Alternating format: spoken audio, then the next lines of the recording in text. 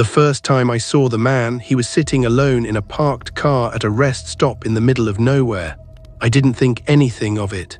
The second time I saw him, he was sitting in the exact same car, hundreds of miles away.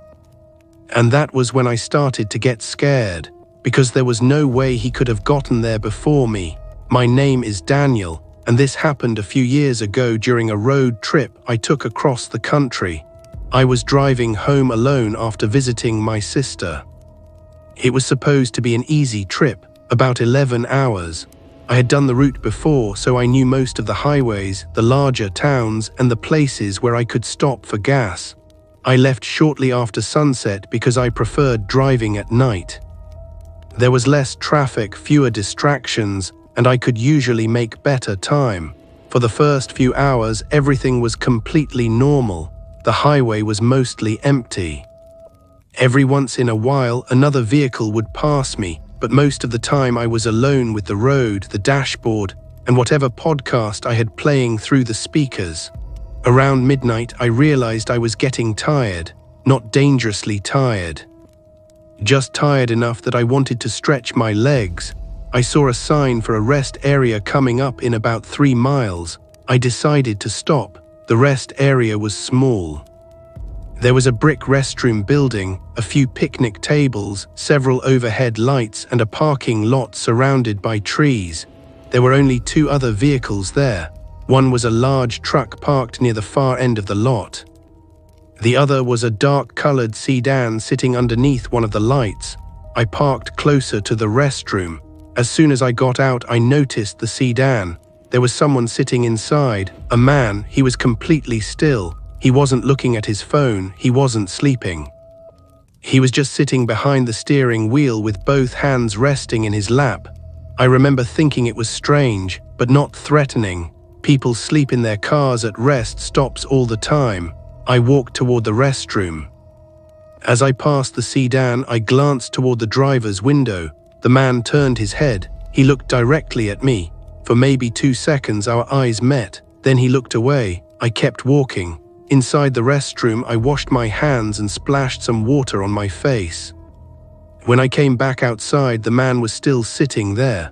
I walked to my car, started the engine, pulled onto the highway, and forgot about him. At least I thought I did. About 40 minutes later, I stopped at a gas station. I filled up my tank, bought a coffee, and got back on the road. The next few hours passed without anything unusual happening.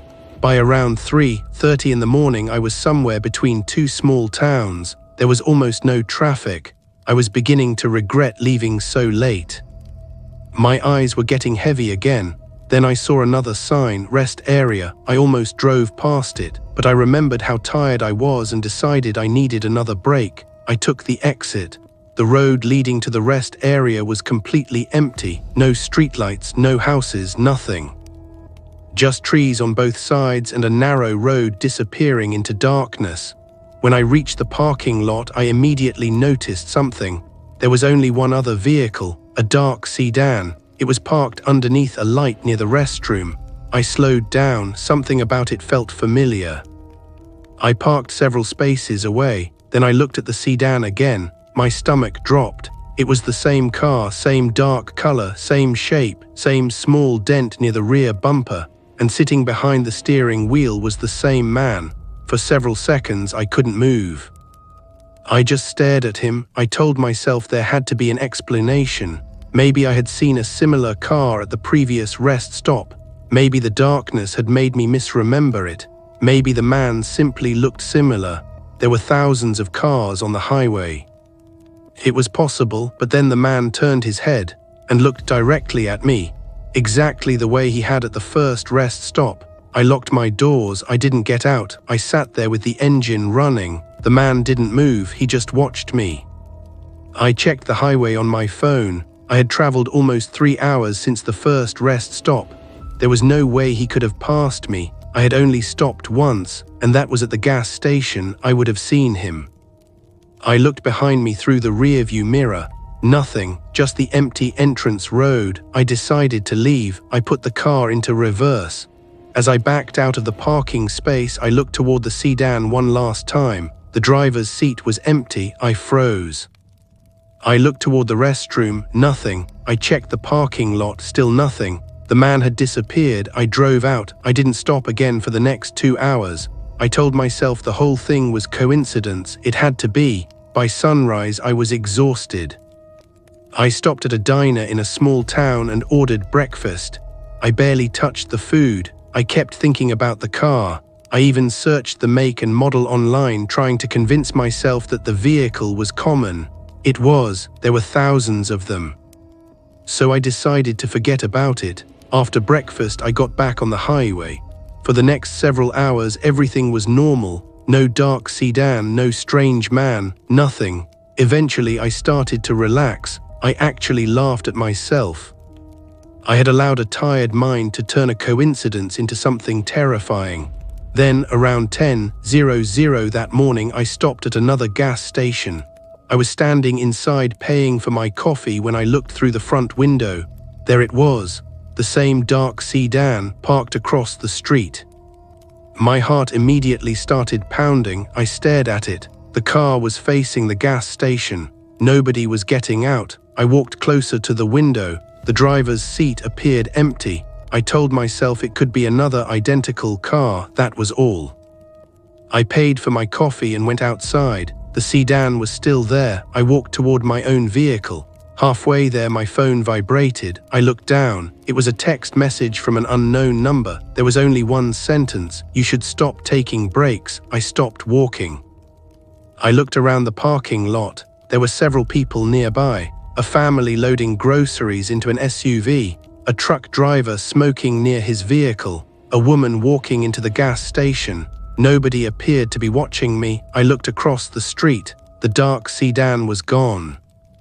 I immediately called the number. It rang once, then went straight to voicemail. I didn't leave a message. Instead, I got into my car and locked the doors.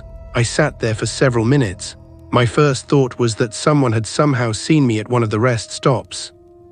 Maybe it was a prank. Maybe someone had followed me, but that didn't explain how they knew I was stopping.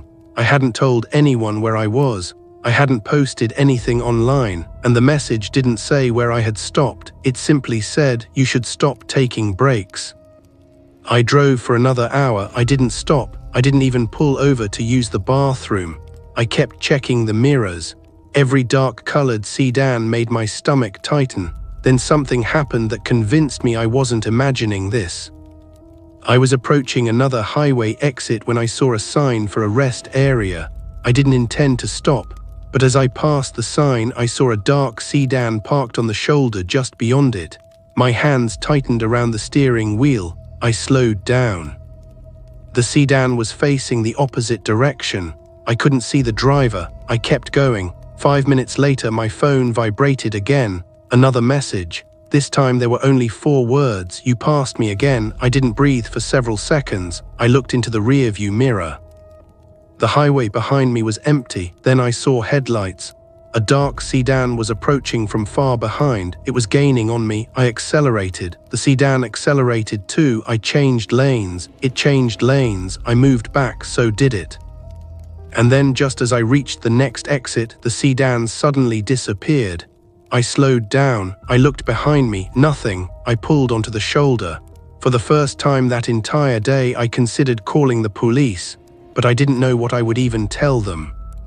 Someone was following me. Maybe a dark sedan, maybe. I had received 2 strange texts. That was it. I would sound paranoid, so I kept driving. Another 40 minutes passed. Then I saw something ahead, a rest area. I almost laughed. I had promised myself I wasn't stopping anymore.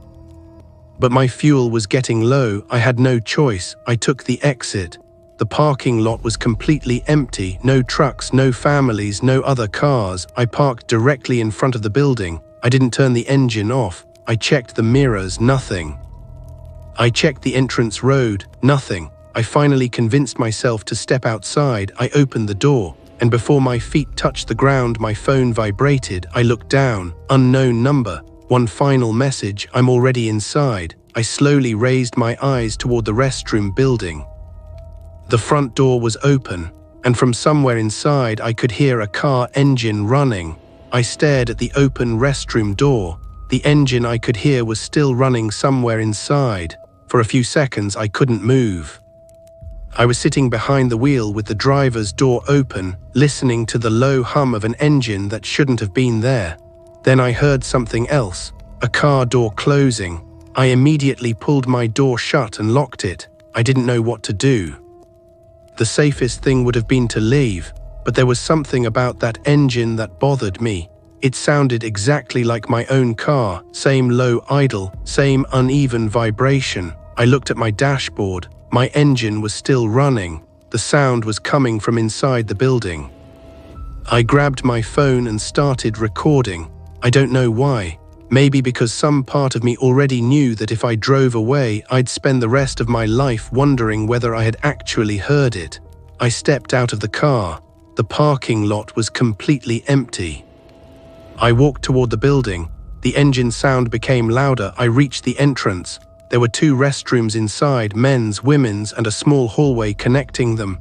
The building was otherwise empty. I stepped inside. The engine sound stopped completely. I stood there listening, nothing. Then my phone vibrated. Unknown number, another message, wrong bathroom. I stared at the screen. I hadn't told anyone which bathroom I was standing beside. I looked toward the men's room. The door was closed. I slowly reached for the handle. Before I touched it, something moved underneath the door, a shadow. Someone was standing inside. I stepped backward. Then the door opened. A man walked out. It was him, the same man from the first rest stop. Same dark jacket, same expression, same completely emotionless face. He looked directly at me. Neither of us spoke. Then he smiled. Not a friendly smile, just enough to show me that he knew exactly who I was. I turned around and ran. I didn't care about looking suspicious. I didn't care about anything. I got into my car and locked every door. Then I pulled away from the rest stop as fast as I could. I didn't look back. For the next 20 minutes I drove without checking my mirrors. Then I finally looked. Nothing. The highway was empty. I drove another 10 miles. Then my phone rang. Unknown number. I ignored it. It rang again. I ignored it again. Then a voicemail appeared. I shouldn't have listened. But I did. There was no voice, just the sound of an engine idling. Then 3 knocks. Exactly 3. The same kind of knocks someone might make on a bathroom door. Then the recording ended. I threw the phone onto the passenger seat. I decided I was done. I was going to drive directly home. No more stops, no more gas stations, no more rest areas, nothing. But about an hour later, my fuel warning came on. I had enough fuel to reach the next town, barely, so I kept driving. I was watching the fuel gauge constantly. When I finally reached the town, I pulled into a busy gas station. There were people everywhere, cars coming and going, families, truck drivers, employees. For the first time all day, I felt safe. I got out, filled the tank, then went inside to buy something to drink. When I came back outside, I noticed a police cruiser parked near the entrance. I almost laughed. I actually considered walking over and telling the officer everything. But I didn't want to sound insane. I got into my car, started the engine, and then I noticed something on my windshield, a piece of paper. I hadn't put it there. I picked it up. There was a single sentence written on it. "You shouldn't have gone inside." I dropped it. I looked around the parking lot. Nobody was looking at me. I drove away. This time I didn't stop until I reached home. When I finally pulled into my driveway, it was almost midnight. I had been on the road for more than 16 hours. I was exhausted. I went inside, locked the door, and didn't tell anyone what had happened. For several days, I tried to convince myself that the entire thing had been some elaborate coincidence. Maybe I had confused 2 different cars. Maybe someone had been playing a prank. Maybe the text messages were from someone who had somehow gotten access to my phone information. Maybe the man had never actually followed me. There was always an explanation. There had to be. Then 3 days later, I received a call from an unknown number. I answered. Nobody spoke. I said hello, nothing. Then I heard a sound, an engine. I immediately hung up. That night, I contacted my phone carrier and asked whether they could trace the number. They couldn't. The number had been routed through an internet calling service. I contacted the police. I explained everything. They took the information seriously enough to make a report, but there wasn't much they could do. No threat had been made. Nobody had attacked me. I didn't have a license plate number. And I had no evidence connecting the man to the messages. They asked me if I had any photographs. I didn't. The only thing I had was the piece of paper. I gave it to them. A few weeks later, an officer called me. He told me something I wasn't expecting. The rest stop where I had first seen the man had security cameras. They checked the footage.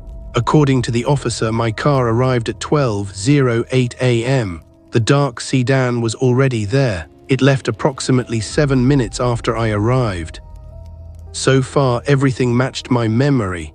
Then they checked the footage from the second rest stop. That's where things became strange.